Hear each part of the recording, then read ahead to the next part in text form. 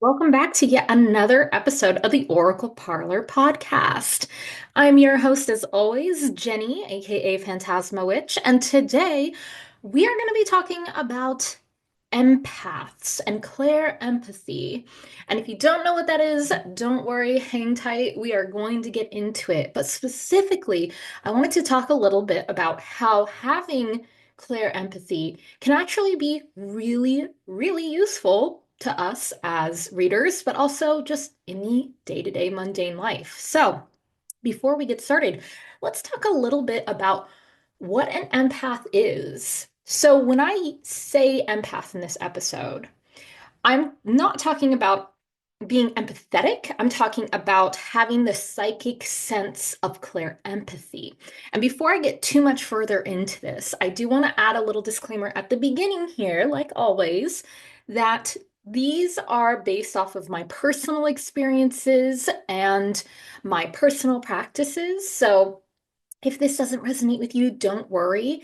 Take what works, leave the rest, and just know that everybody experiences these things differently. And that's absolutely normal for you to have your own personal experience or belief around these things. You do not have to agree with me. Use your own personal discernment. Use what resonates. So, back to empath versus clear empathy. So, yeah, when I'm talking about this, I'm talking about the psychic sense of clear empathy. So, clear empathy means clear feeling. And when we're talking about feeling, we're not talking about physical feeling, we're talking about the emotional feeling. So, clear empathy, while it is not a word in the dictionary, we do know that these two words combined mean these two things separately, clear and feeling. Clear empathy, though, is in the category of what is known as an ESP. ESP stands for extrasensory perception, which is defined by Merriam-Webster as perception, as in telepathy, clairvoyance, and precognition, that involves awareness of information about events external to the self, not gained through the senses and not deducible from previous experience, versus empathy, where the definition for empathy in Merriam-Webster is the action of understanding, being aware of, being sensitive to, and vicariously experiencing the feelings, thoughts, and experience of another. The act of imagining one's ideas, feelings, or attitudes as fully inhabiting something observed, such as a work of art or natural occurrence.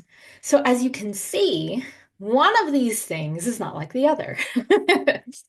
So when we're talking about clear empathy, the ESP version of clear empathy, the psychic sense, we are talking about receiving and feeling and experiencing feelings which are not our own, which is received through some sort of external and is not something that we are sensing ourselves.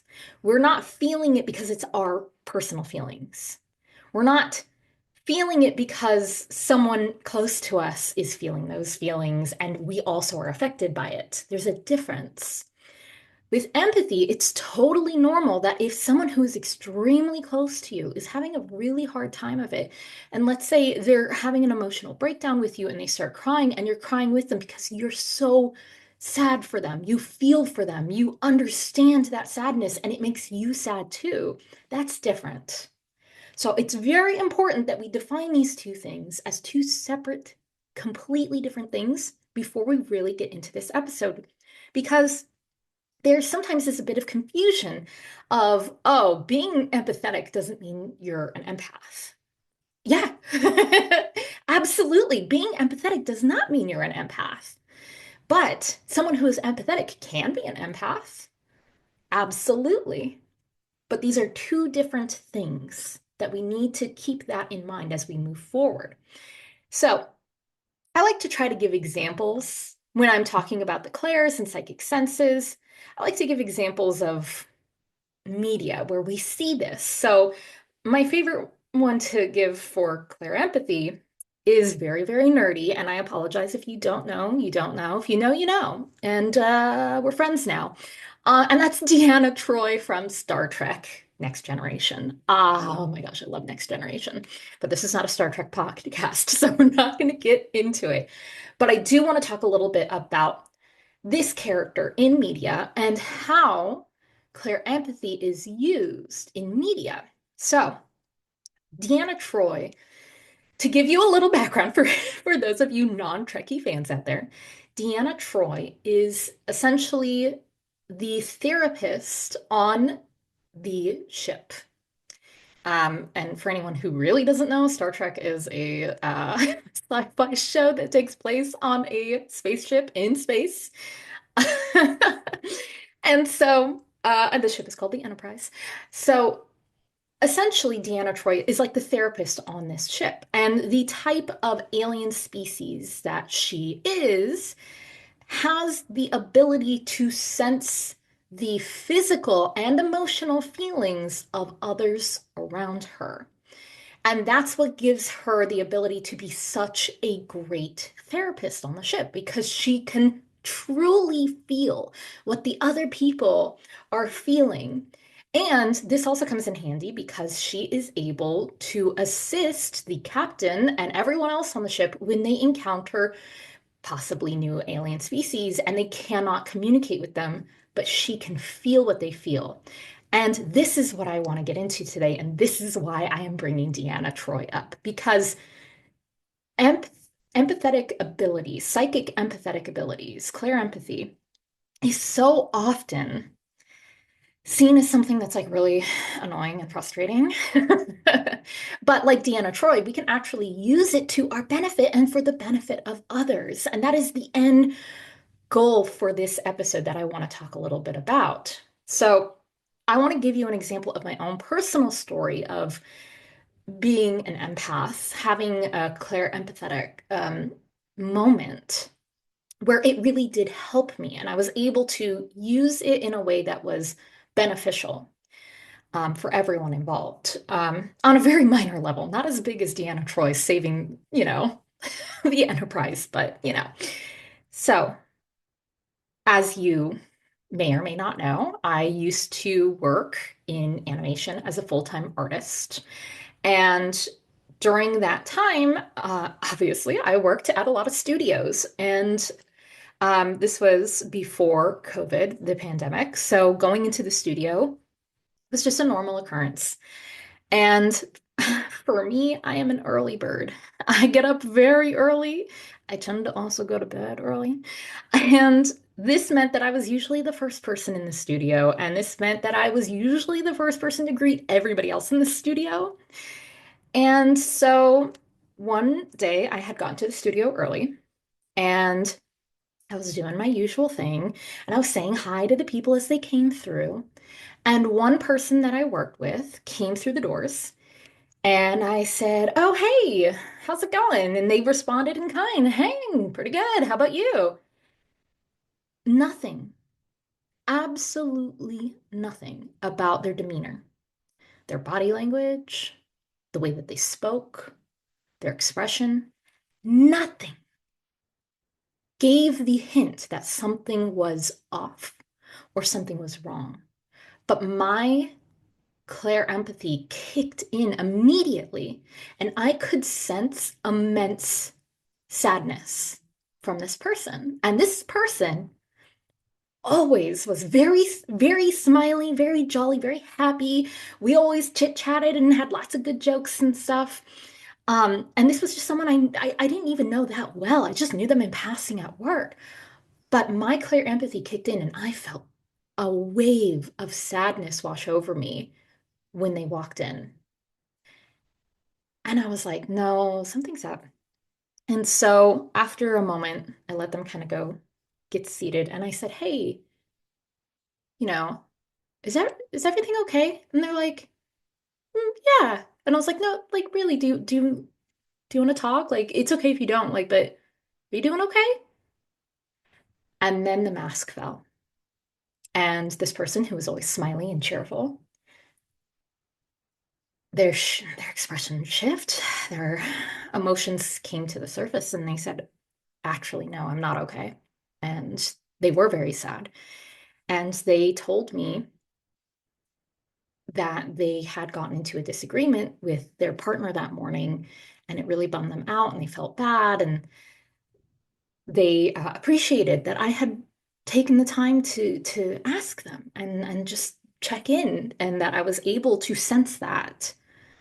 And so this is a very small example of how our clear empathetic abilities can come forward and how it can actually be really helpful because it did help this person a lot to be able to get that off their chest and to talk about it and to actually express themselves without having to wear the mask at work, which was something really hard for them. And luckily we had a we had a coffee shop right next to where this studio was. So I took them on a walk and I was like, hey, let's just go get some air.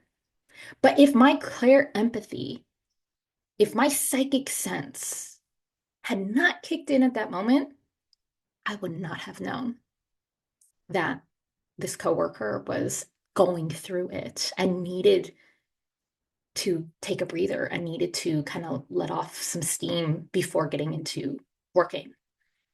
So that's just a little example of what that's like. So, as clairempathetic people, we can experience things like this, such as feeling other people's current emotional state of being, like with this story where this person walked in and I knew exactly what they felt in that moment. Another common occurrence that used to happen to me, not anymore, and I'll talk about why that is I would go to the grocery store and I distinctly remember one time I went, I think, to like the deli counter or something to get some cuts of meat or something. I'm not really sure what you get at a deli counter. So I went to the deli counter, and as I had been walking around, I felt perfectly fine. There was nothing going on with me. But as soon as I talked to the person behind the counter, I felt extremely stressed. I felt extremely overwhelmed. I felt like I was going to have a panic attack. And then when I got done with this interaction with the person at the deli counter, I felt fine. So we can feel what people are feeling in the moment. We can feel the energetic resonance of a location. It doesn't have to be a person either. It can be an actual physical location. This is that feeling of walking into a building and then you feel off, and then you feel some sort of emotional off, like weird. And this is also something that used to happen to me quite a lot. And again, we'll talk about why it doesn't happen as much anymore, but it used to be I would walk into a location and I may feel nervous, or I may suddenly feel angry, or I may suddenly feel scared, or I may suddenly feel, whatever emotion was coming up. And then as soon as I would leave the location, I'd feel perfectly fine, as if it never happened, as if nothing. I'm shrugging in the video, as if nothing. We can also feel the collective emotional state of being. And this one can be very overwhelming, whether or not you consider yourself an empath and have clear empathetic abilities. If you're highly sensitive to energies, you're going to feel that shift, especially if that shift is very big. So, one of the most recent examples I can give of this is some of you may know that at the beginning of this year in 2025, LA caught on fire. And it was massive. It was very, very, very stressful. A lot of people lost their homes. Some people lost family. A lot of people lost pets. And it was out of control. And it was very, very, very intense for everyone. I personally was riding the line of an evacuation zone for weeks. So I had my bags packed and I was living out of suitcases for weeks. And it was stressful for everyone. But on top of my own feelings of what was going on with the fire, add on top of that the layer of I was also feeling everyone's collective grief, everyone's collective energetic stress because all of the stress, all of the grief, all of these feelings had been so heightened and were constantly every day being heightened. And when I realized at a certain point that it wasn't just me, that I wasn't just feeling my own feelings, and that is a practice, my friends. That takes time. That takes energy and effort to get to the point to be able to say, wait a minute, that's not mine. So as I'm sharing these stories, please don't feel like, oh man, I don't know how to do that. I'm not good enough. I'm not. No, no, no, no. Everyone is where they're at this given moment. I've had a lot of years of experience learning how to deal with this and manage it and, work with it. And notice the vocabulary I'm using, deal with it and manage it. And this is why I'm going to try to break this habit within this podcast episode myself. But it takes time and effort to learn the difference. And so I became acutely aware that what I was feeling wasn't just my own stress and grief and sadness. It was everything. It was everyone in the local area. And as soon as was able to realize that, and as soon as I was able to acknowledge that, I was able to do the work to come back to myself, to release everything else I had been taking on. And then I was able to feel just my feelings of grief, just my stress, just my sadness. And that was way more manageable than feeling everyone, all the collective in the local area. So, as I'm talking about this, you may be thinking, oh my gosh, who would want to be an empath? That sounds really, really stressful and annoying and frustrating.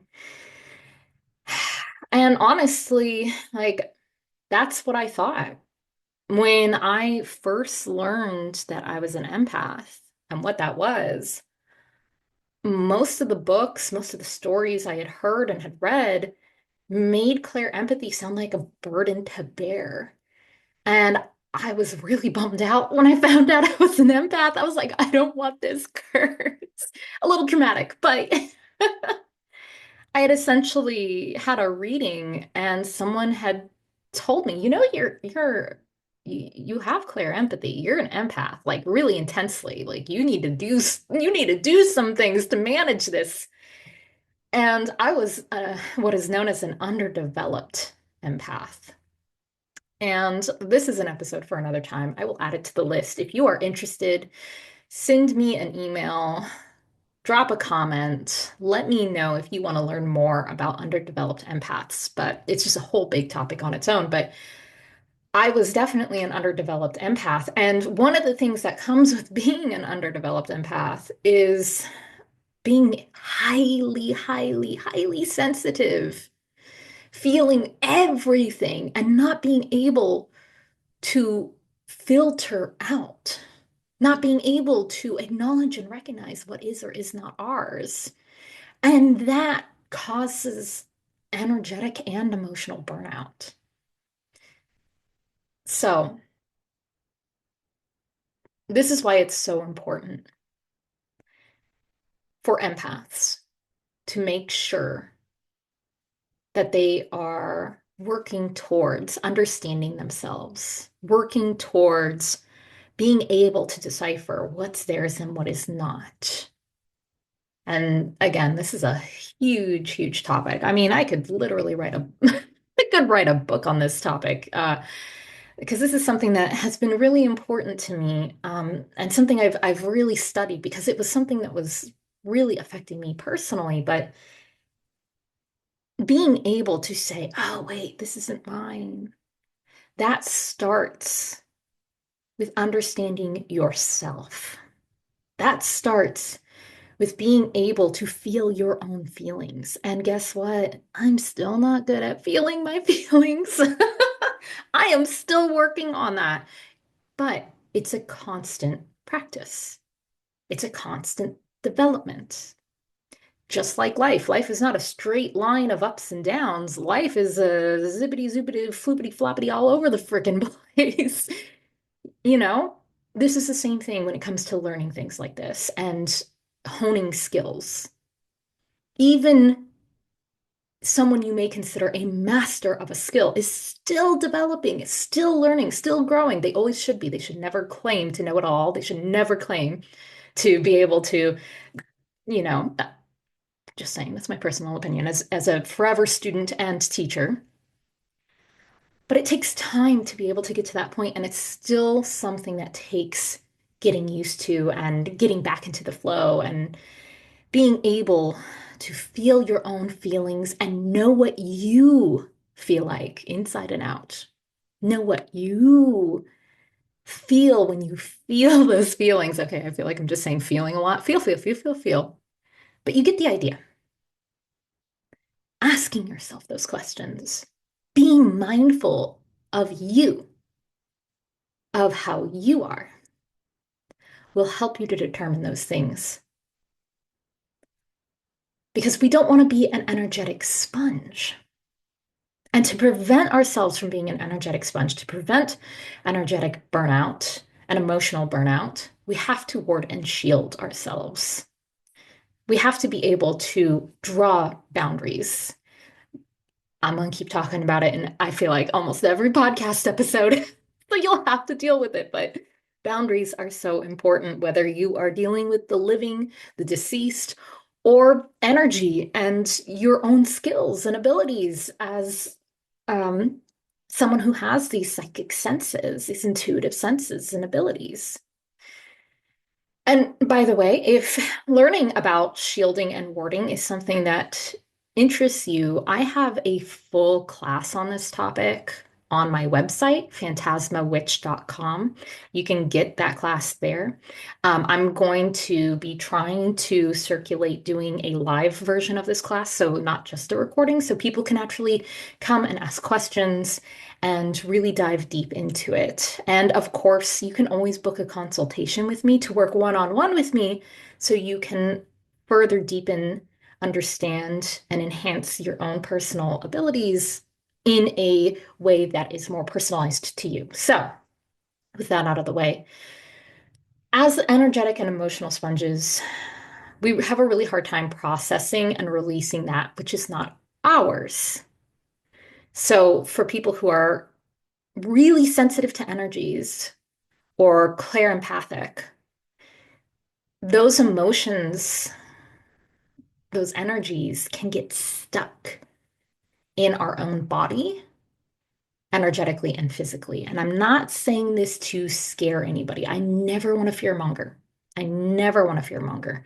I want you to know the information so you can better understand it, so you can empower yourself to say, oh, yeah, that sounds intense, but it really isn't. And I know how I can turn that around.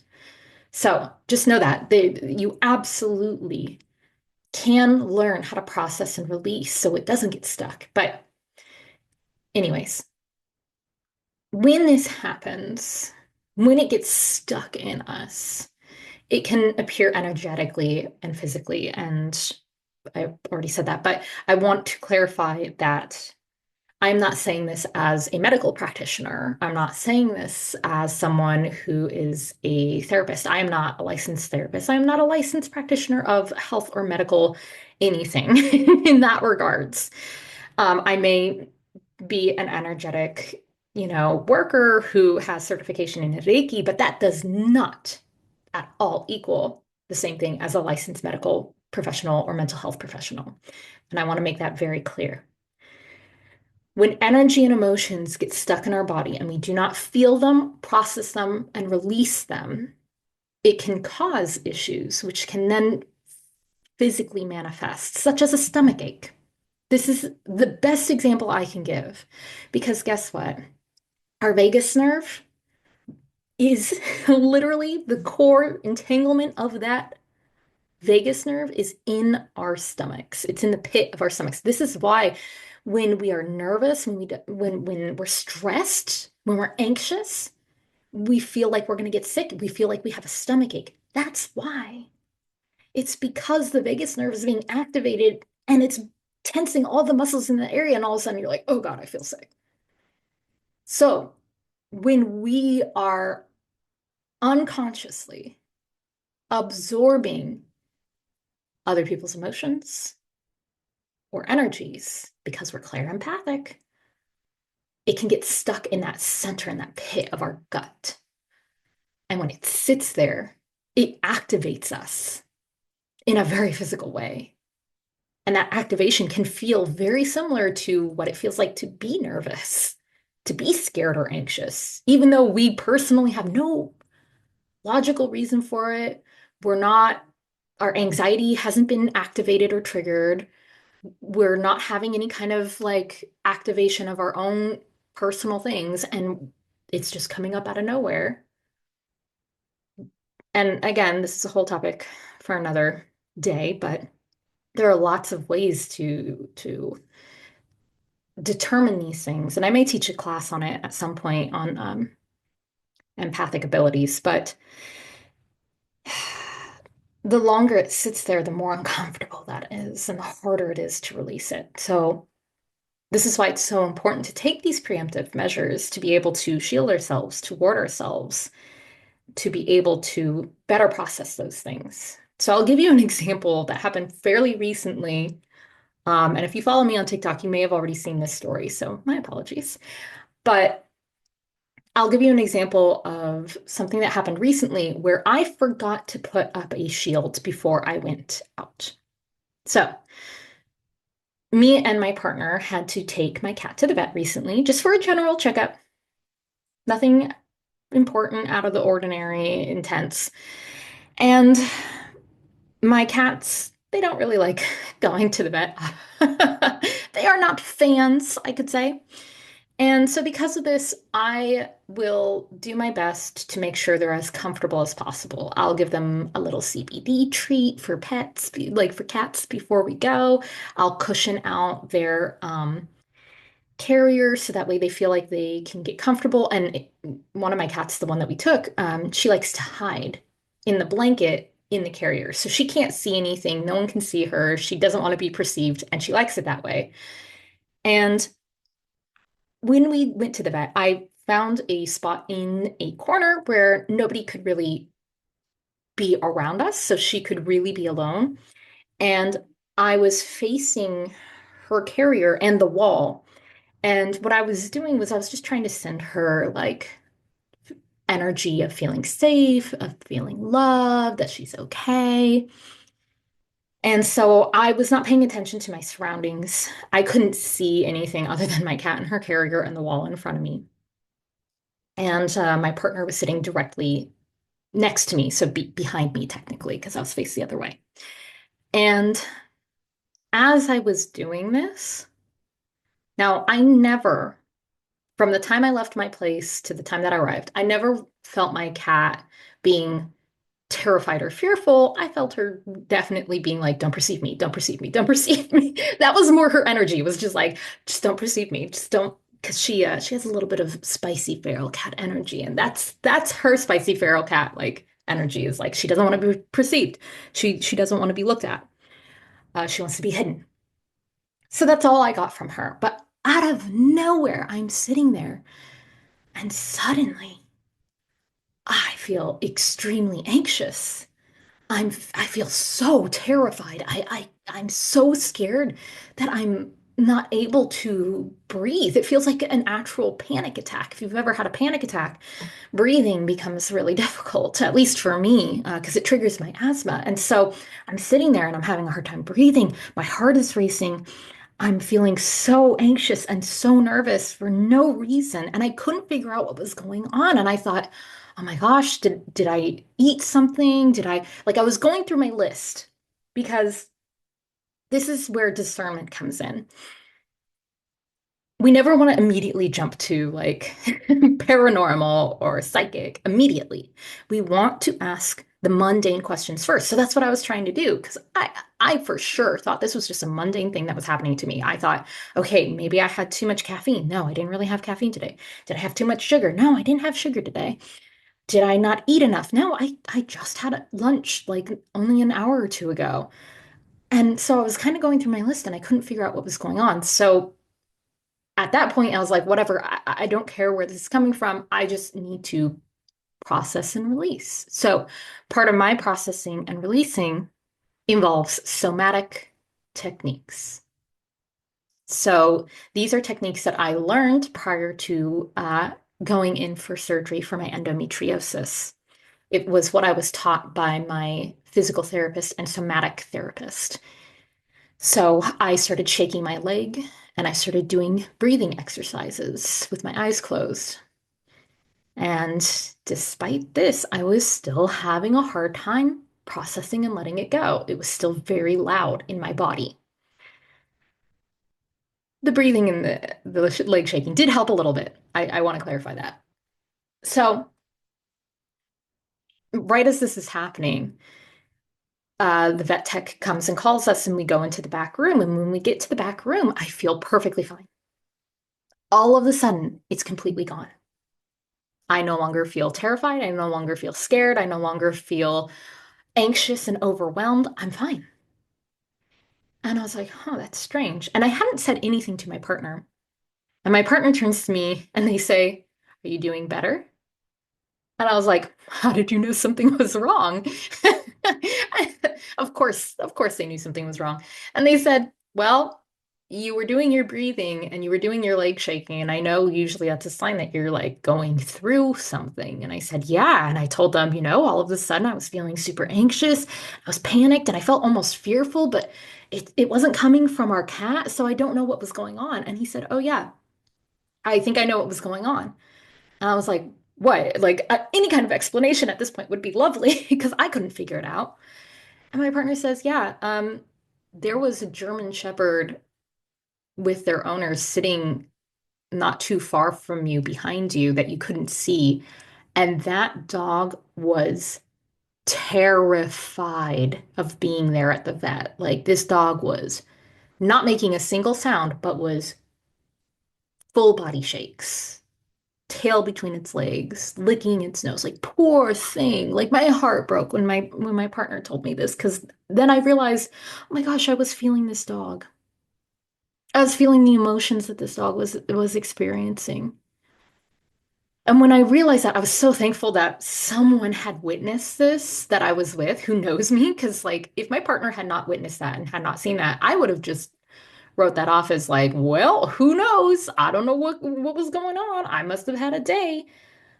But my partner was able to witness it and tell me, which was very insightful because it was then that I realized I did not put up a shield.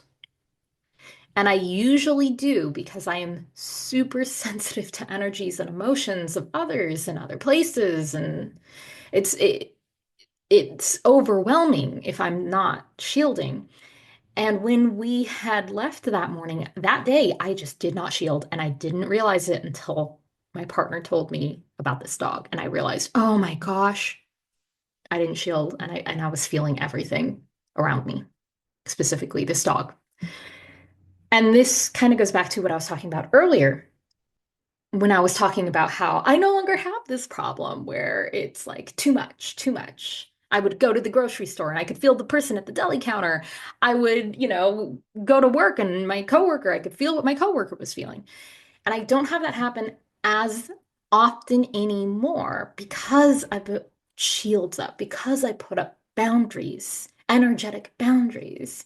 So I could filter these things out and be able to process them much better than before. But when I do forget, oh, I can feel it. I know when I've forgotten, usually because by the end of the day, I am tired. I am emotionally drained. I am super burned out. I'll be out and about and I'll just feel feelings out of nowhere. And this isn't always negative feelings, by the way. I do want to clarify. I have definitely felt people's joy. I have definitely felt people's like, I'll give another quick story before we move on here. And that is one of the funniest experiences I've ever had as an empath was me and my partner will sometimes go to the gym together. And because of my disability, I mostly just stay in the area where people stretch and then I get on like a treadmill. So I was in the area where most people stretch, but this is also an area where people will do like free weights in front of the mirror. And so it was a busy day that day, and the area that I was in was pretty busy. And I was just doing my usual stretches and my usual physical therapy. And as I'm there doing my stretches and my physical therapy, I suddenly am feeling like real good about myself. Like real good. Like I'm like, heck yeah, I feel good. Ooh, yeah, I am nailing these stretches. I'm so strong. Like I felt so empowered and so good, which is funny because that day before I went into the gym, I was actually feeling like garbage. Physically and mentally, I was not feeling good about myself. I did not physically feel good because I was kind of achy. I didn't feel strong and empowered, but as soon as I got over to those mats and I started doing my stretches, oh my gosh, I felt so good and so empowered. Closing the blinds real quick, so if you can hear that, my apologies. And so I'm sitting there and I'm doing my stretches and exercises, feeling really good about myself. And then as soon as I left that area to go to the treadmills, it went away. And I went back to feeling like garbage about myself. And then I realized someone in the area of the gym that I was at was really vibing with themselves and feeling really good about their workout and their body. And that gave me a little self-confidence boost on accident. Like I accidentally was picking up on their empathic, that energy, that emotion that they were putting out. And it was a nice little boost, to be honest. Now this isn't, and I want to be clear, and this is something that we can talk about in a different episode. Energy vampires are not the same as people with empathic gifts. Now, does that mean that people with empathic abilities, I shouldn't say gifts, I hate calling it gifts, people with empathic uh, heightened sensitivity, psychic sense of clairempathy, does that mean that they can't become an energy vampire? No, they totally can. But hey, guess what? So can everyone. Anyone can become an energy vampire at any given time. Anybody can unconsciously be an energy vampire. And I'm gonna write that down. We're gonna do this another episode, energy vampires, but I just want to make that very clear because this was something I had gotten asked quite a lot on one of my TikTok videos. No, being a clair empathic person does not make you an energy vampire. No. So, with all that being said, as you can see, it's not always a bad thing. If someone's feeling really good and really positive, it can actually be really nice to just get like a little boost of serotonin and be like, oh, that person's feeling really good about themselves. Now I feel good about myself. And I'll try to, remember that when I leave the gym, not to feel so bad about myself, right? So, believe it or not, being an empath can be extremely, extremely useful, especially if you are a reader. So if you're a reader and you have heightened clair empathy, you can use that to your advantage to create deeper readings for your client and a deeper intuitive knowing for yourself during that reading. So one of the things that can happen is you can sense how your client feels prior to the reading actually beginning. So more often than not, when someone sits down at my table, like if I'm working at the cafe, Tarot Tuesdays at Three Sisters Coffee and Tea in Burbank, just a little drop there. When I'm working at the cafe and somebody comes up to my table and takes a seat, my clair empathy automatically will kick in most of the time. And I will be able to feel what they are feeling, even if that person is not expressing it and not showing it through body language or expression or words. And one of the most common ones that happens is nervousness. I can sense somebody's nervous energy as soon as they sit down, even if the person seems really chill, even if the person seems really excited, even if the person is doing a best not to express anything at all. Because there are some people who are like that when they come get a reading. They don't want to be cold red, and I get it. But sometimes I will be able to, my clear empathy will kick in, and I'm like, okay, this person's really nervous. And this is so helpful because as a reader, if you are sensing let's say, nervousness from your client, from your sitter, whether they're on Zoom or in person, if you can sense that, you can take a moment to assist with that. So, what I like to do is if I sense that someone's nervous, I will tell them, like, okay, hey, like, I'm kind of feeling that you're nervous. And usually they'll laugh, and that alone will break the ice. And then I'll just invite them to kind of do a couple of deep breaths, shake it out. Sometimes I'll make jokes and act a little silly, and that usually will like kind of help with that. So clear empathy can really be useful in those moments. It can also be useful if your sitter sits down and the topic that they want to discuss, if you start feeling emotions regarding those topics that they are asking you about, it can be, again, really insightful to be like, oh, okay, so this person, when they bring up this topic, they're sad. And it's bringing up these emotions for them. And that gives you more insights on the reading, but also how to hold space for your sitter. During readings, you may also feel a shift in your sitter's emotions, which can give you, again, more context, more insights during the reading.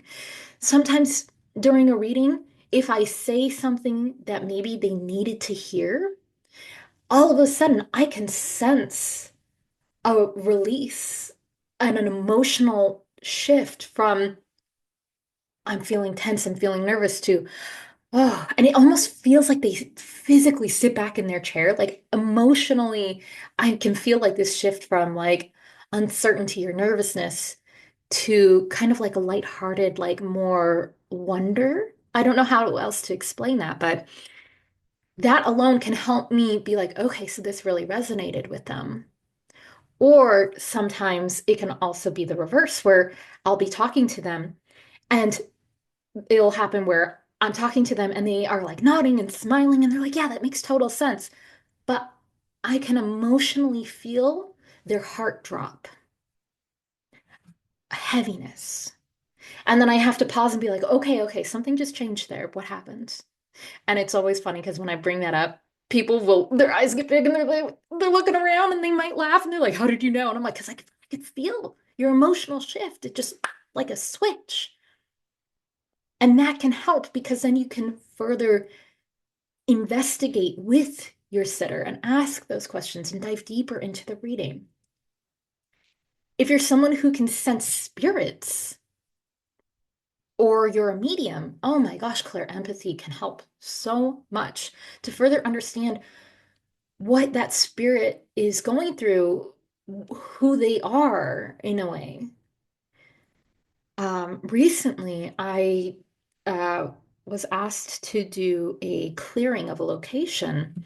And at this location, there was a spirit. And the first thing that came through were the emotions. And then other psychic senses came through.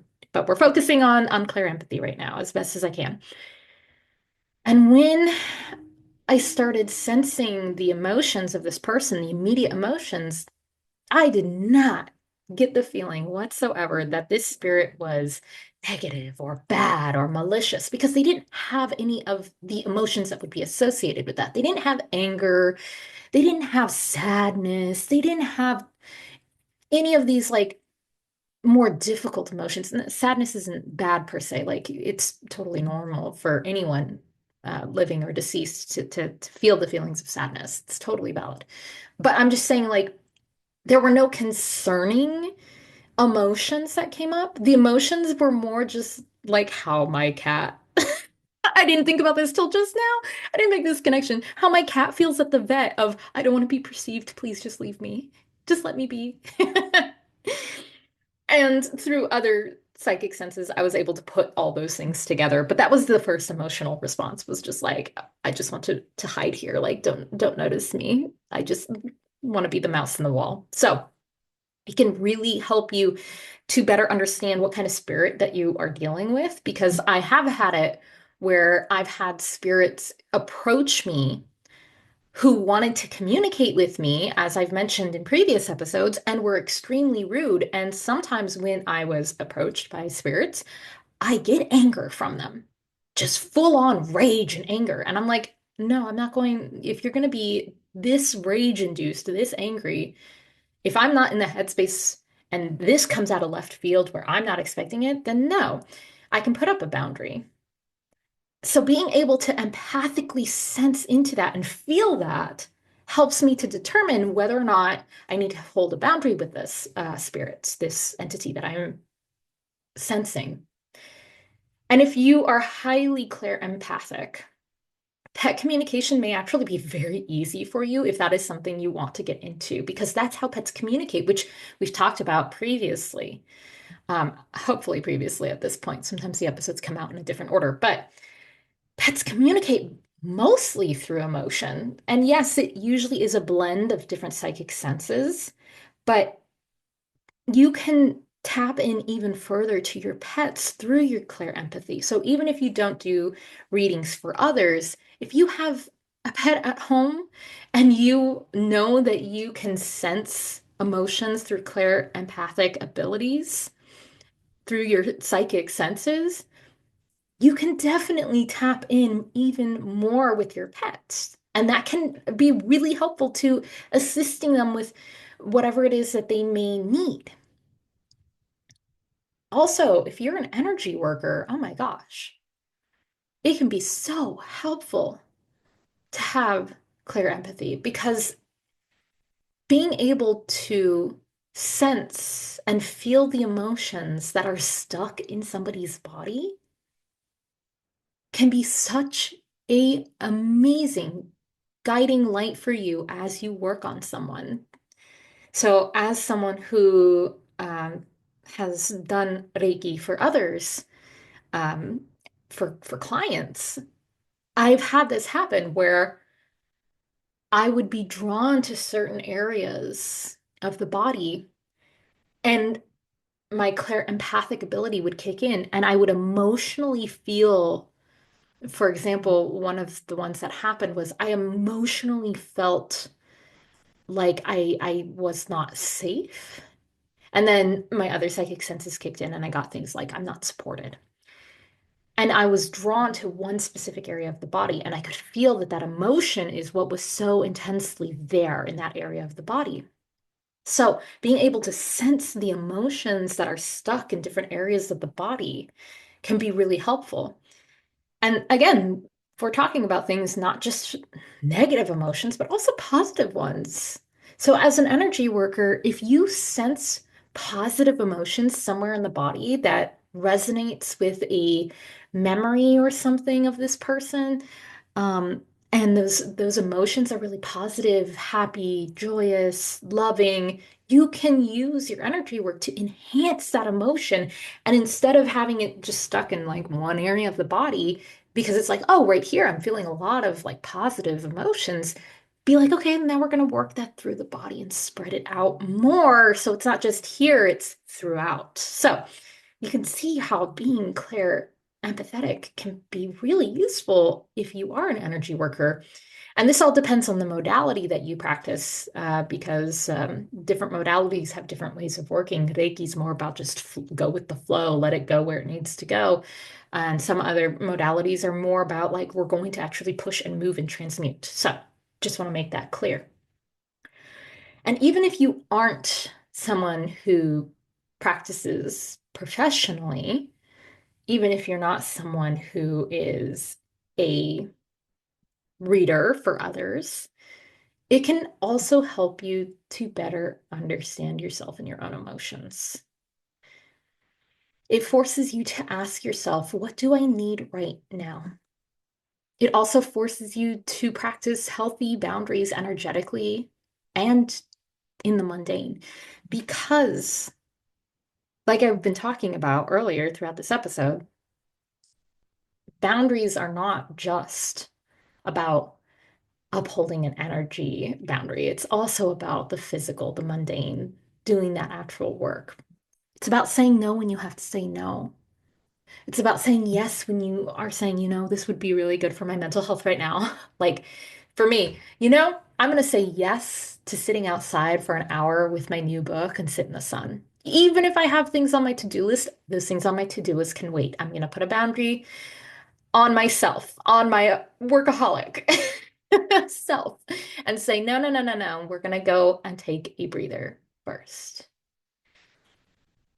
When you are someone who is highly sensitive to energies or clairempathetic, and you start to work towards no longer just being an energetic sponge that absorbs everything and anything and then holding it, it really does force you to be better about your own boundaries and your own sense of self. Because you have to learn to feel your own feelings, because you have to be able to say, what do I need right now? How can I tend to myself in this moment? When you are forced to do that, like I was, it makes you way healthier mentally and emotionally for yourself. It is bettering for yourself.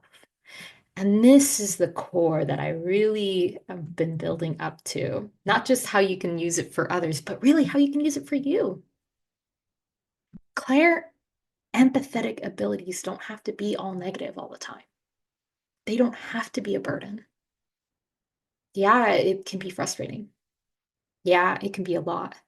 And yeah, it can sound really annoying to be like, "Ah, I have to ask myself these questions. I have to process and feel the feelings because feelings are hard. I'm not going to act like it's not. It's hard to put into practice, and then it's hard to actually feel the feelings because it's uncomfortable and it doesn't feel good all the time. And that's okay. And we want to acknowledge that. So by doing these things, you're also helping yourself. We want to flow with and move with our clear empathy for betterment of others, but more importantly, betterment of self. It's not selfish.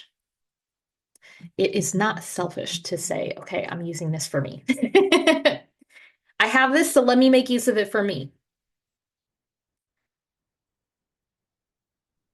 So, if you consider yourself a clear empathetic person, I highly encourage you to embrace this psychic sense and explore it instead of getting stuck in feeling frustrated and saying, why me? Because that was me. Like I said, when I was first told, hey, you're an empath, you really need to like take better care of yourself in these ways and uphold these boundaries and yada yada yada.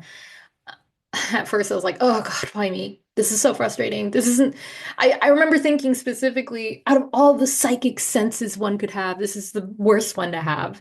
That I genuinely thought that. And you might too. I don't know. Let me know.